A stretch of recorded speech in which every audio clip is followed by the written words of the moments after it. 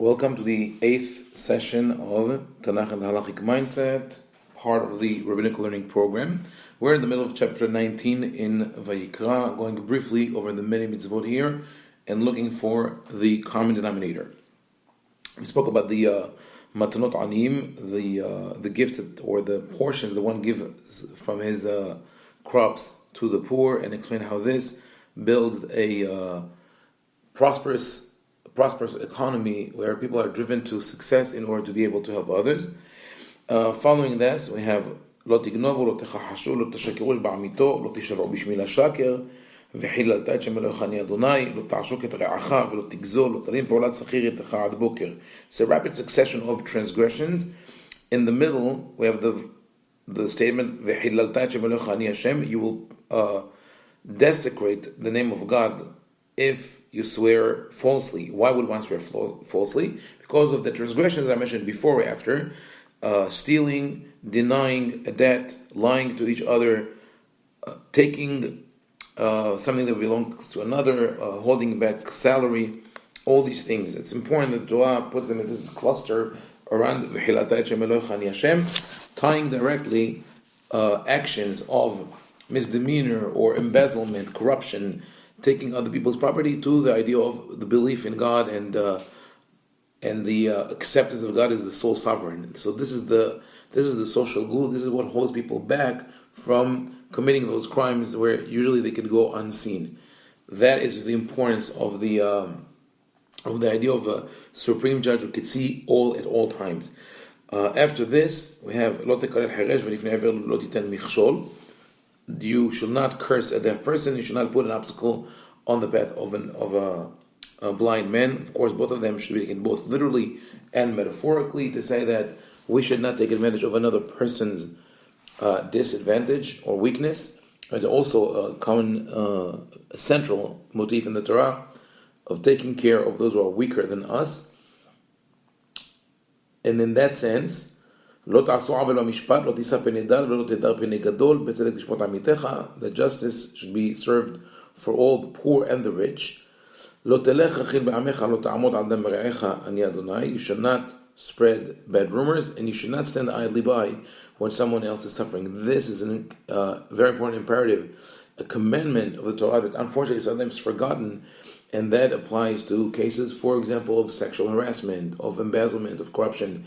When people in certain organizations, as we have witnessed in the past, religious organizations, schools, communities, synagogues, cover up for individuals who are in position of power, either rabbis or teachers, who are involved in such acts, and when doing that, they are standing idly by when the victims are suffering.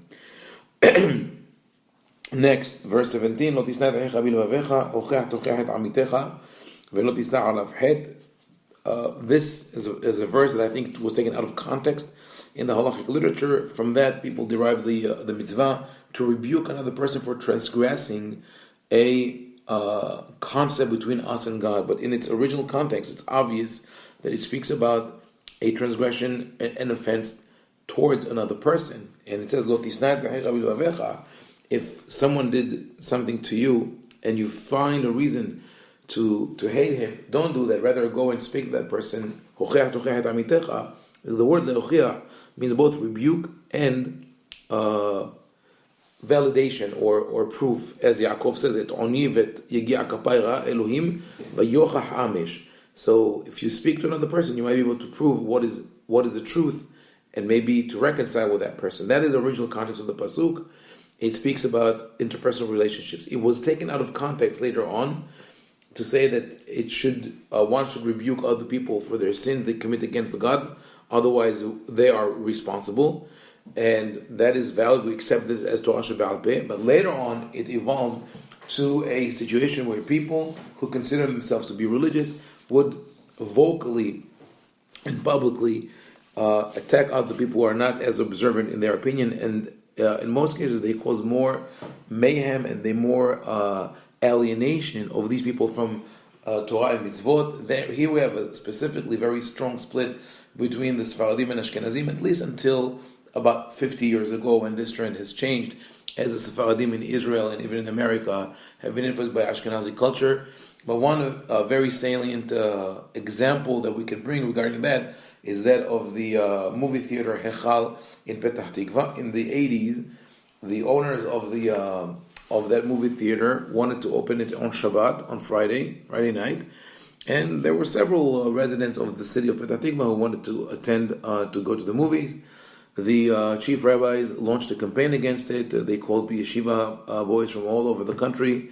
The media was there, the police was there, protesters were there from both sides, religious, non-religious, and it went on for 3 months. There was a lot of contempt between the two camps.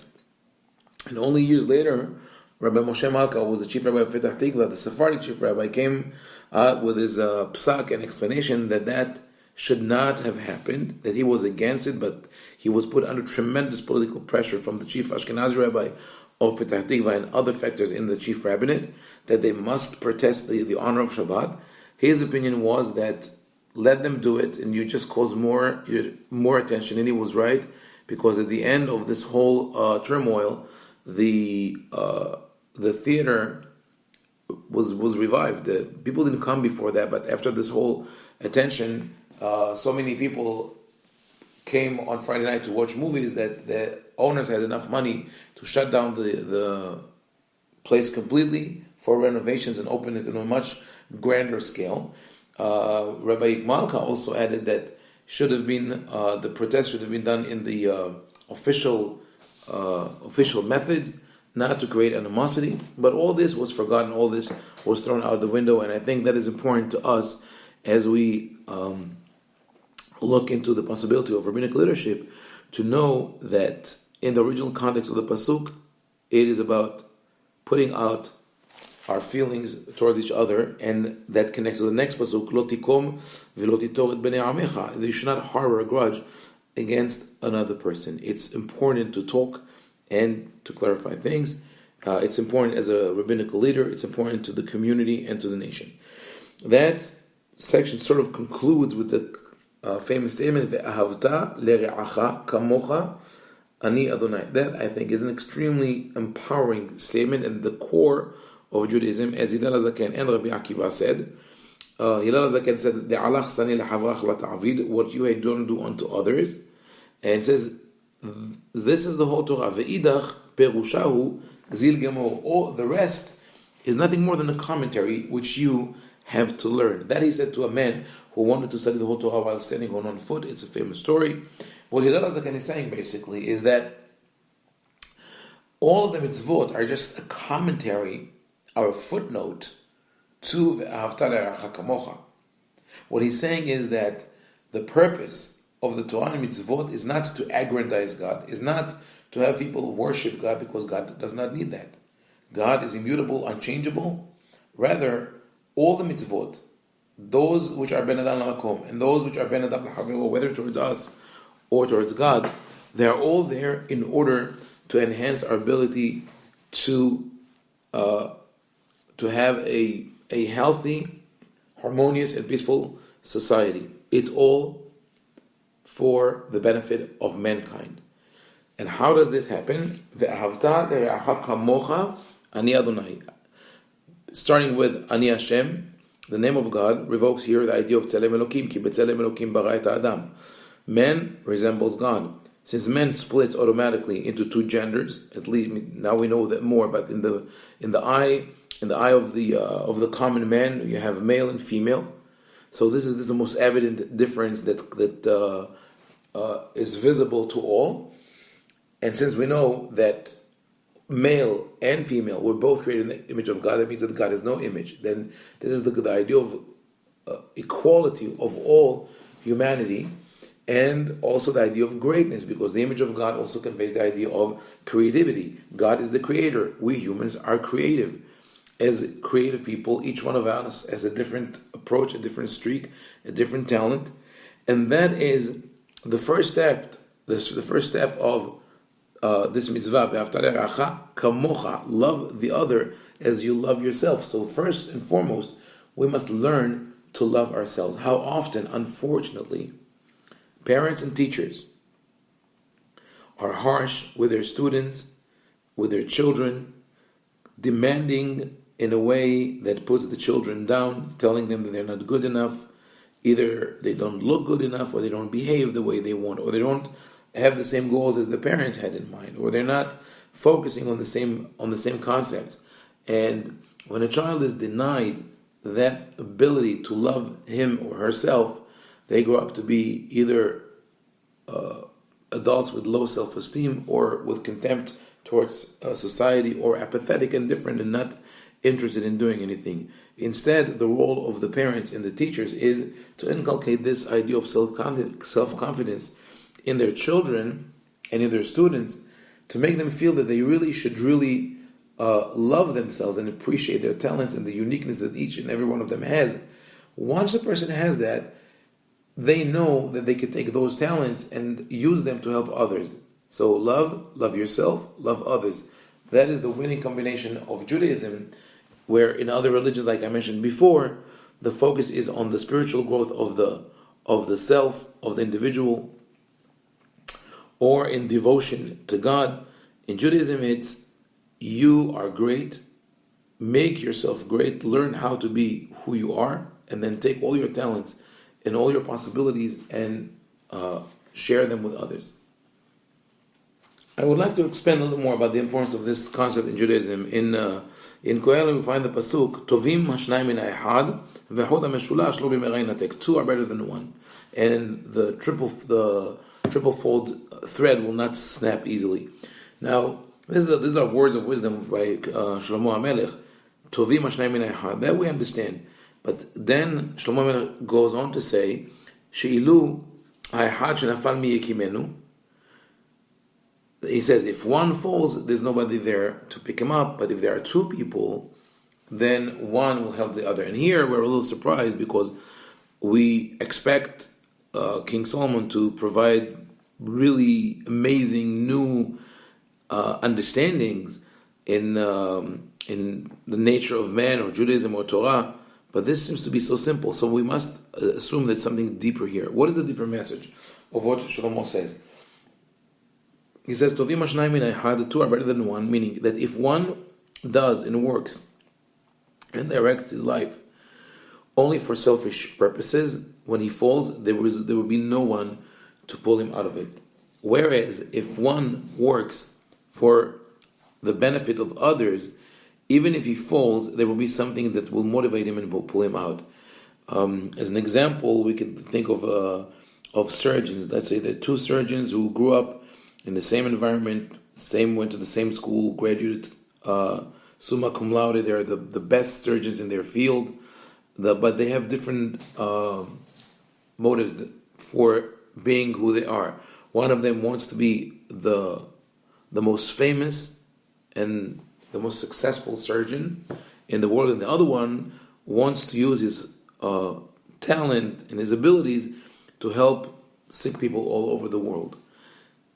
Now let's take those two surgeons and put them in a car, and unfortunately they have an accident, and when they wake up from the accident, just like Dr. Strange, they find out that they lost their ability to perform surgery. They're not allowed to operate again. Their life dream is shattered. They've learned all their lives in order to get to this moment, and now they cannot do it. So the person who was levad, who was alone, will fall into despair and apathy because he cannot achieve his life goal, and all the time that he invested in this pursuit is lost. The other person, however, even if he will go through a temporary period of despair and apathy, but at a certain point, he will wake up and say, there are people out there who need me. That's why I chose to become a surgeon in the first place. So if I cannot do it as a surgeon, I'll do it as an administrator, I'll do it as a doctor, and I'll find a million ways to do it in order to help society. So it turns out that those who pulled him out of his situation are those unknown people who rely on him. This is what Shlomo means when Tovim hashnayim min ha'echad, because two are better than one, because if one falls, there will be another person there out to pull him up. The other person is not the strong person who could give you a shoulder to lean on, but rather the weak person who needs your help, and you, out of your misery, will stand up and help him. So this is, I think, an idea of Ve'aftar Hakamocha that strengthens the self, builds bonds within communities, and ideally should really drive an idea of Tikkun Olam and helping each other globally. Following that, we have certain mitzvot that seems not to have a logic. We don't know where they stem from. The idea of kilaim, lo tarbi'a kilaim, sadecharot zar kilaim, beged kilaim sha'atnez, lo ya'ale alecha. You're not allowed to crossbreed animals, to sow the field with a mix of grains, and to wear a robe of kilaim. The Torah continues to speak about the Olah, the 3 first years. One should not eat from the fruits of the tree. That's a concept of dedication, of consecration. Anyway, at the time, trees did not bear fruit before that. Then we have several mitzvot that have to do with idolatry. That, interestingly enough, some of them are still being followed today. And that is lo takifu pe'ad roshchem velo tashchit pe'ad zekanecha, seret lanefesh lo titnu bebisarchem uchtovet ka'akar lo titnu bachem ani Adonai. You shall not cut your hair in a certain way. The same goes for the beard. You should not wound yourself for a dead person, and you should not have a tattoo. It is interesting to discuss that and see what is the historical context, because you know that in the past people used to hurt themselves, pull their hair in a way that they will never grow again, as they were mourning for the dead. In any case, just a quick mention here regarding tattoo, which seems to be a total prohibition in modern Judaism, but when looking at the sources, it seems that the rabbis understood that only to be ketovet kaka, only when those are words or letters, but not decorations or illustrations or anything like that.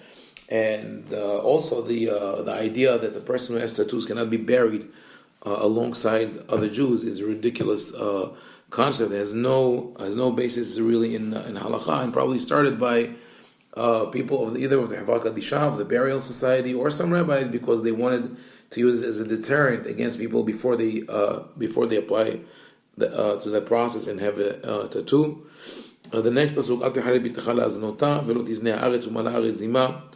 you shall not desecrate your daughter to make her into a harlot.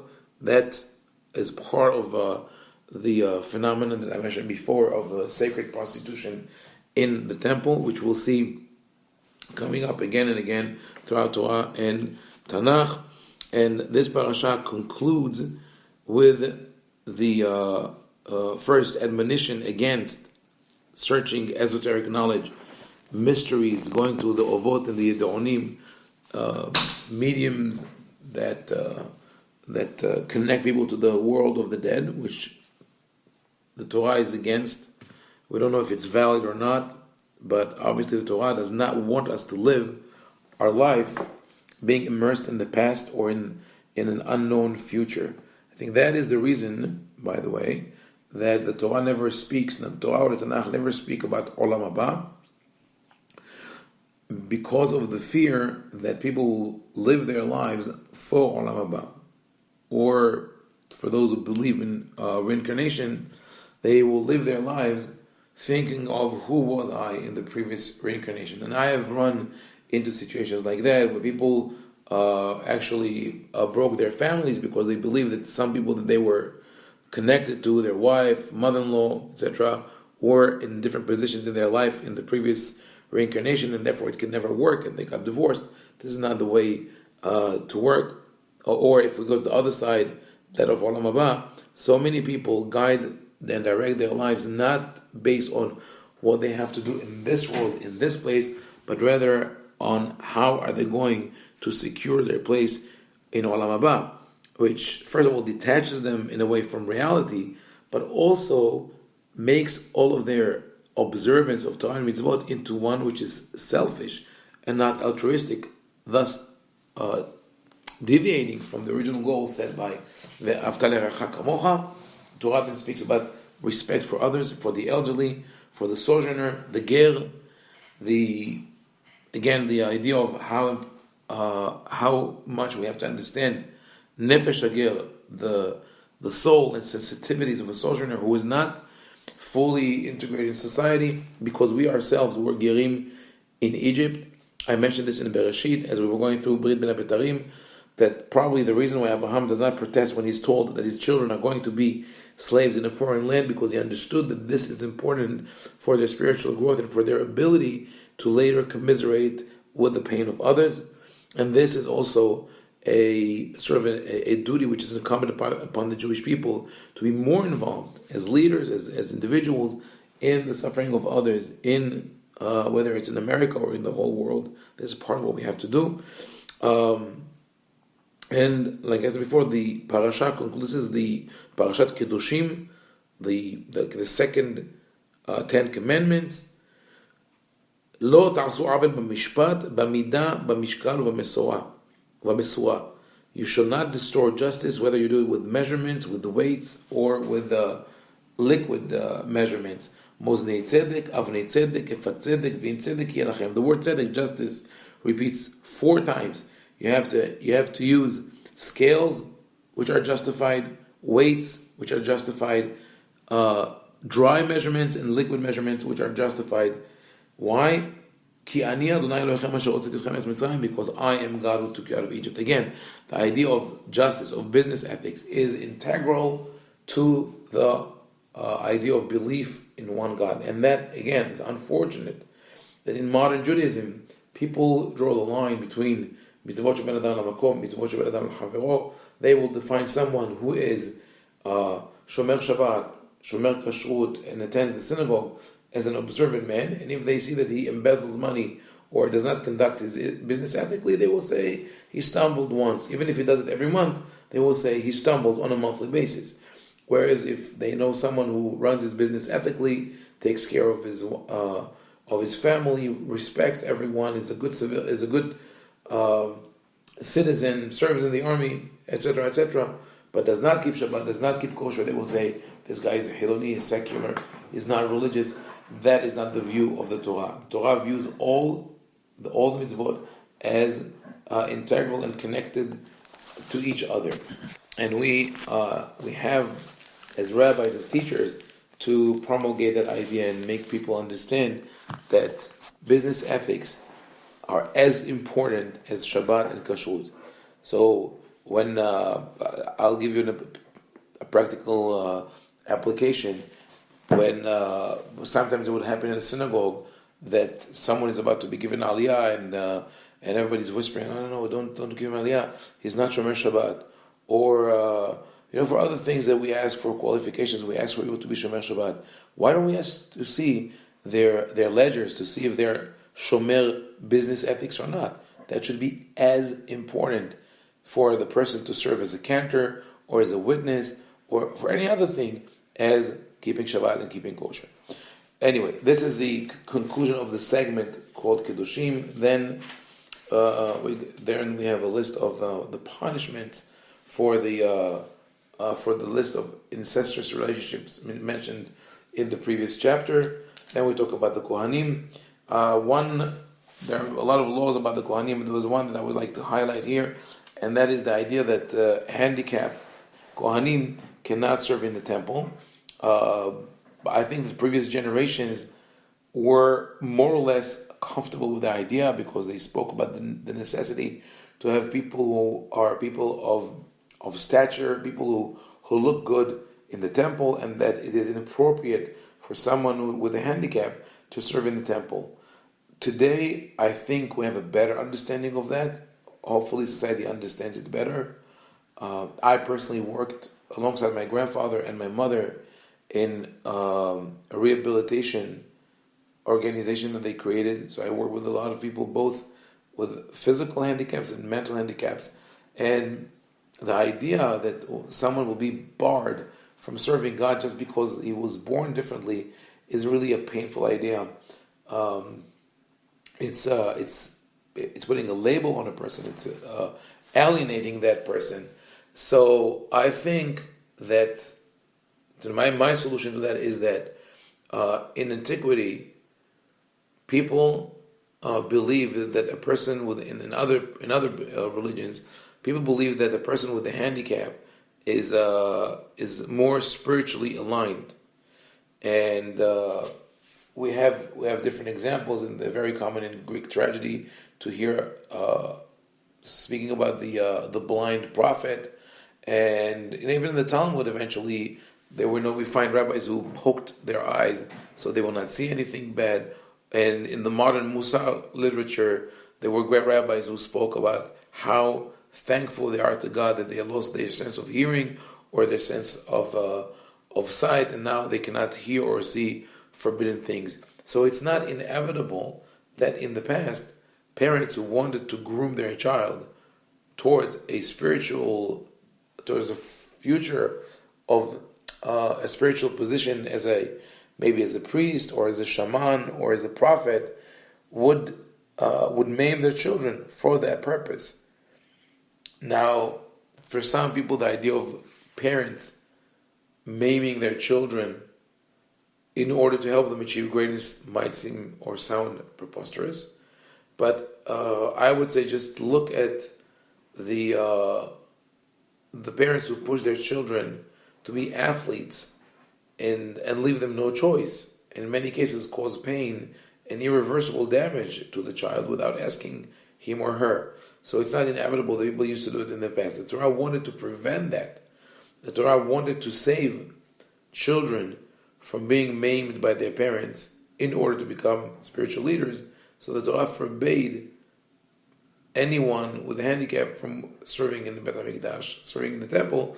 In that manner, there was no incentive for the parents to cause damage to their children.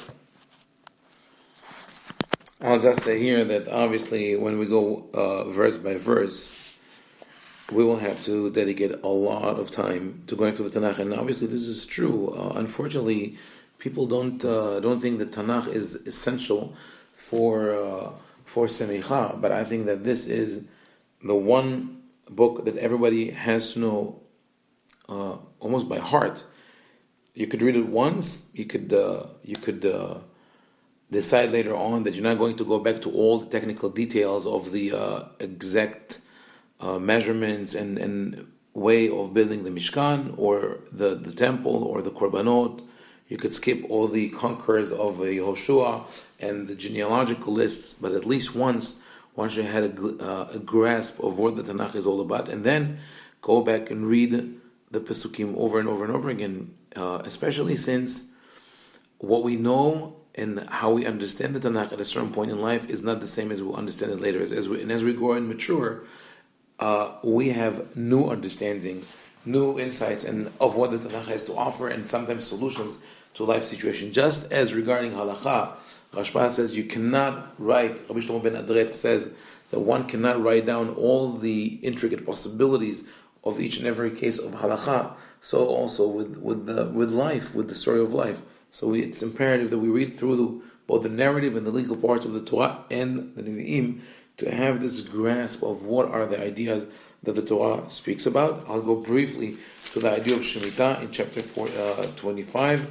The idea of Shemitah is a revolutionary idea in the ancient times, because people used to work their fields to exhaustion, whereas the Torah offers a system of fallowing the land in the seventh year. There are several benefits to this mitzvah. One is obviously that the earth. Obviously today the earth can replenish, the land can replenish the trace minerals that are necessary for the success of the crops without using artificial fertilizers. That is one benefit. The other benefit is that we create a society where there is openness and unity between all, because the owner of the fields, of the farms, must leave free access for all. Another benefit, and I think that is something that is maybe tends to be marginal or unnoticed, but this is probably one of the most important things, is that the Jews or the Israelites at the time were an agrarian society, and it's very easy to become like what is called in agriculture today a monoculture of doing only one thing, or a specialization in the industrial world. When we know how to do only one thing, or when your profession is very, very specific, then once this is taken away from you, you don't know what to do. As farmers, as an agricultural society, the surprise and the shock of having to put everything aside for one whole year and tend to the field only in the to prevent damage, but not on regular maintenance, gave people a lot of free time and a lot of time to think of other projects to do. Maybe some people turn to carpentry, other people turn to construction, other people turn to learning. They found a way to connect with themselves and family. This is an amazing gift that Torah gave Am Yisrael, and I think we see it until today, the versatility of the Jewish people and the ability to pick up and go even after disasters, even after everything was taken away from us. We always find ways to adjust and adapt to a new situation. I think this is really the core message of the idea of Shemitah. Also, the idea of that we see the Torah is against amassing real estate in the hands of few individuals, and therefore, when someone, because of need, sells his field or his home, he is given an option to buy it back from the buyer, so he will not be completely deprived of his property. And with that, I think we could conclude the book of Vayikra and move on to the book of Bamidbar, which I'll talk here first in very, very general terms, because this has less to do with halakha than with theology and an ideology. And the ideology of the Torah is that the true government, the true social order, is one where each individual does what he or she has to do or are able to do from the mindset of ve'ahavta l'reacha kamocha. And when that happens, all the government has to do is to facilitate connections between the people and not rule from above. And I'll explain that. We've seen already in the book of Bereshit several models of a society being brought up to be rejected. One is the generation of the pre-diluvial, the antediluvial generation before the flood, where there is oligarchy, Bnei Elohim versus Benot Adam. There's one elite group that rules everyone, just as Lemech says, I will kill anyone who stands against me. This leads to chaos and anarchy, where everyone does whatever they want. They could create laws, local laws, to support themselves, and the result is mabul, is flood and destruction. After that, we find a society where socialism is exercised to an extreme. They build the Tower of Babel. They want everyone to be on the same page. They want uniformity, but God stops them because He knows that without diversity, the oppression of the individual will be tremendous. So God gives them the gift of language, and they spread from there all over the world. The next society that we find is the society of Sodom, which was based on extreme capitalism, extreme selfishness. One can only have what he or she produces, and eventually the city of Sodom is also destroyed because it cannot be sustained. This is not sustainable economy or a sustainable society. Then Avraham is presented. Avraham is the one who does the Zakah Mishpat, and he has the power of the individual to change the world. This is something that we see today, where governments sometimes fail. Organizations such as Facebook and Google and Twitter and others help people, give them the tools to make social change, and this will only grow as technology evolves faster and faster. And what we'll have eventually is individuals tying together their abilities from all over the world to make the world a better place. So, but these are the systems that we find in Bereshit. Later on, we'll see that the Torah speaks about the possibility of having a king in the book of Devarim, but the first king who was established, Shaul, fails, and later on, through the book of Melachim, we see how the two dynasties, those of David and the southern kingdom, and the 17 dynasties in the southern kingdom, destroyed the land. So obviously, kingship or monarchy is not the way either. It didn't work with the judges. It didn't work with the prophets. Basically, the Torah shows us, the Torah and the Tanakh show us that all systems of government are bound to fail. And why is that? Because they all eventually rely on the individuals doing their part. I like to bring in the context when I speak in the either in the synagogue or in classes, by the one person that not everyone thinks is a social commentator, but some know, and it's Dr. Seuss, and in his book Yertle the Turtle, when he describes the king who wants to be on top, above all other people, but eventually stumbles and falls because one turtle is not willing to be at the base of his pyramid. This is what we're going to see in the book of Midbar. The Torah presents a beautiful, perfect form of government, a structured, organized, methodical form of government where each and every individual knows his place, knows where he or she belongs, but the system doesn't work. The moment the Torah finishes presenting the system, everything comes tumbling down. And we start with the system in the first parasha, Bamidbar. What we see the census. Each tribe is counted. Each tribe is mentioned by name, by number. Then the way the Mishkan travels is described, who is to each side of the Mishkan. And the key phrase that repeats, which I mentioned before about in the book of Vayikra regarding Nadav Avihu who brought Esh Zara, is the concept of Zar, of the alien. Torah says this, "Uvinsua Mishkan yoridu to halviyim, uvachanot Mishkan yakimu to halviyim, v'azar karev yumad." As the Mishkan would travel, the Levites would take it apart, and when they get to their encampment place, the Levites will put it together. But the foreigner, the alien who will transgress into the Levites' boundaries, will be put to death. So this, as we already mentioned in Vayikra, seems to be a very harsh and cruel punishment, but this is how the Torah establishes the idea of a society that functions with a hierarchy where each and everyone knows his place. It seems to us maybe extreme that a person who invades the boundaries of the Leviim will be put to death. But think about someone who sneaks into a hospital and invades the operation room and decides to perform a surgery. We would not execute that person, but we definitely put him in jail. But if because of his deception someone died, then we will accuse him of murder or manslaughter. So it's not so far-fetched. It's more a message that the Torah wants to send, because anyway, at the end of chapter 11, we'll see that this system didn't work.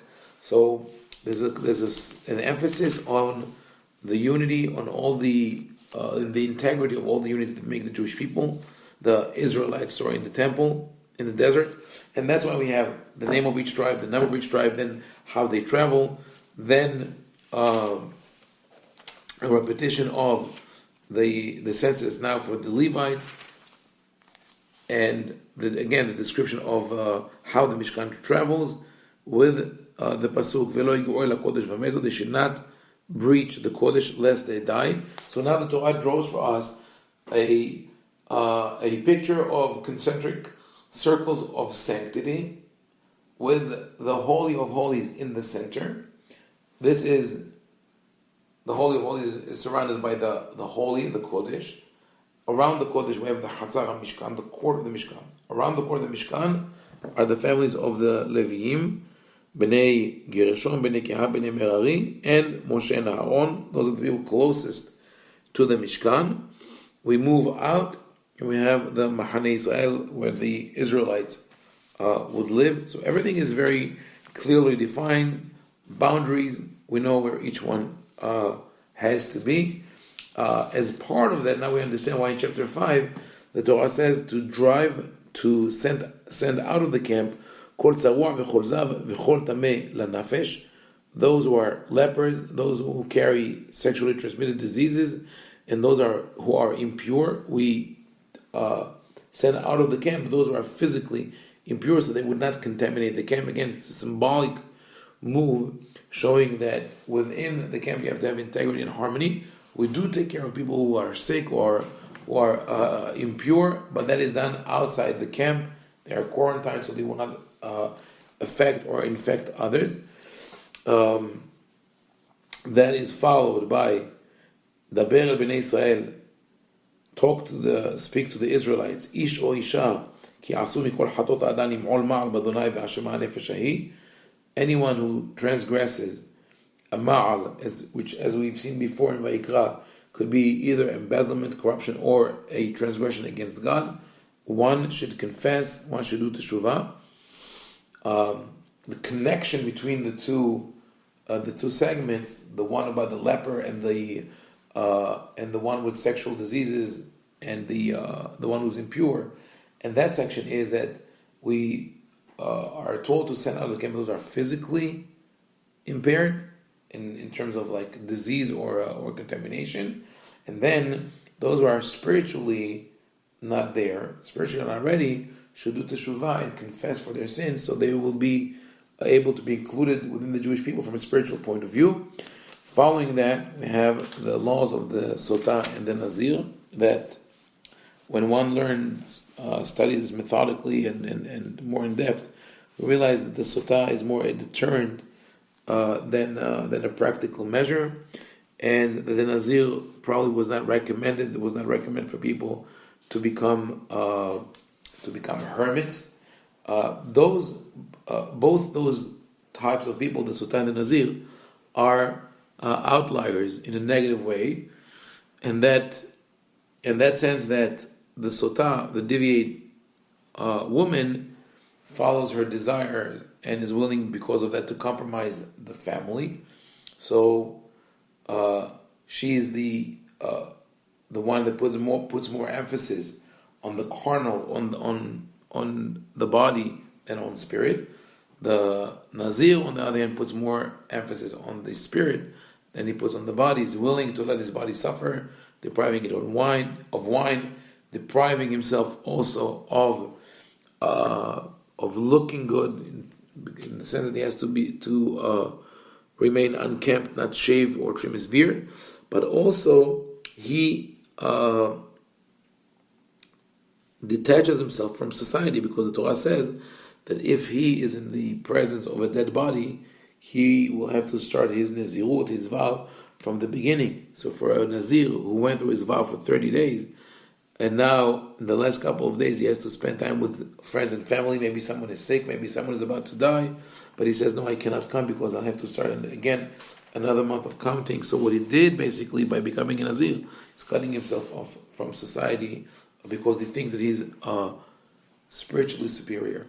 So with that, the Torah sort of completes the construction of the camp. We know exactly where each one parks or camps around the camp. There's a center, there's an admonition of Ve'azara Kareb Yumat.